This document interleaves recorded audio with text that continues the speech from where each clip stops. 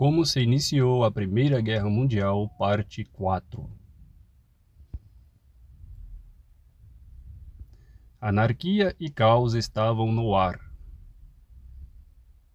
Não havia nada que o povo alemão, desarmado, humilhado e faminto, pudesse fazer a respeito.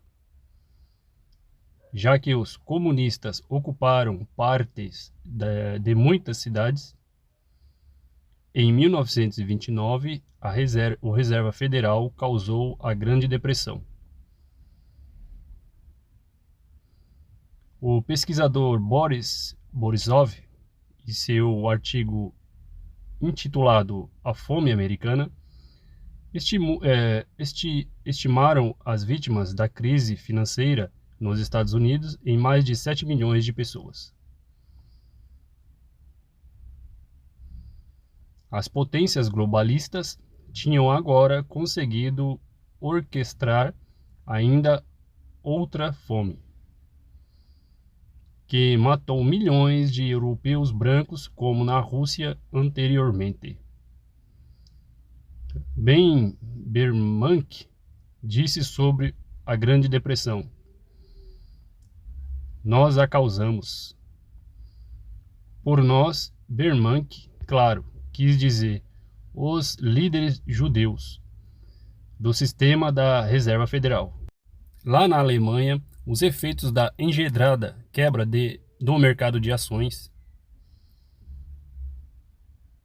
foram ainda piores do que em qualquer outro país, já que as economias da vida das pessoas foram eliminadas, enquanto os preços dobraram a cada 2 dias durante 20 meses seguidos.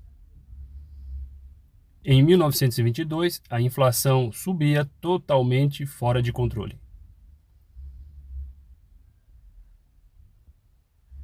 As pessoas eram pagas de manhã e enchiam uma mala com notas.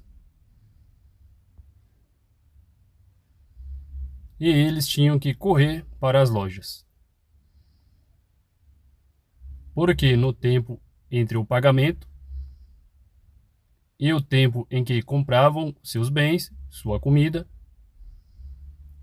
os preços tinham subido. Berlim estava em estado de caos total.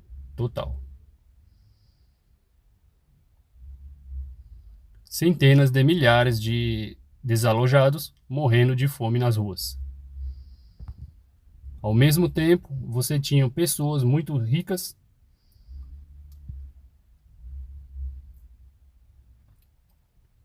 por um lado, o pobre comendo sopa de nabo. Os açougueiros vendem corvos, esquilos e até ratos. E do outro lado, pessoas que podiam pagar comer as refeições mais suntuosas sem preocupação alguma.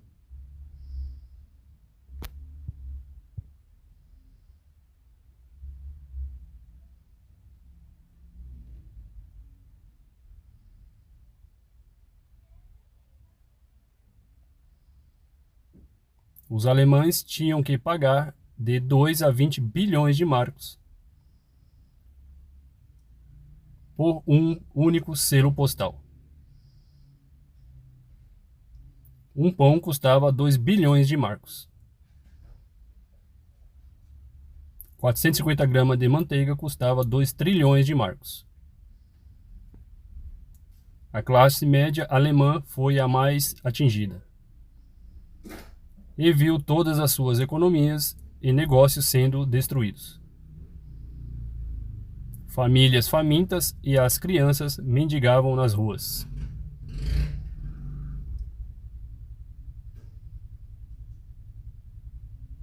Muitos alemães referiam-se ao seu dinheiro desvalorizado como Judefitzen, confete judeu. Era um confete. Porque enquanto os alemães estavam morrendo de fome, a judiaria vivia sua vida dourada de luxo na República. A Alemanha estava totalmente falida no final de 1929. O estatístico judeu Alfred Marcos estimou a renda média dos judeus em 1930 como 3 vezes a renda média para o resto da população.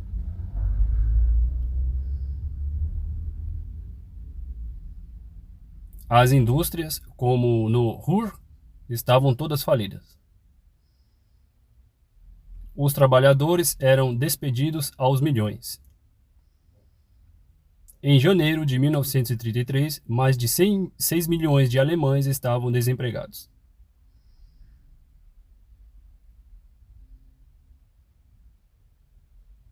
Embora os judeus abrangessem menos de 1% da população alemã, a influência política dos judeus na República de Weimar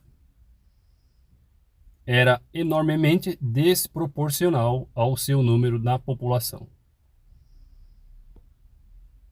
Eles conseguiram controlar mais de 50% da mídia e da imprensa. E 70% de todos os juízes, 57% do comércio de metais.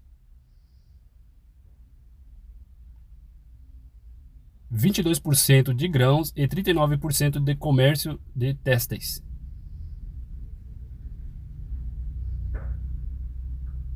Os bancos e finanças alemãs estavam sob o controle total dos judeus. Eles eram particularmente evidentes na atividade bancária privada em Berlim.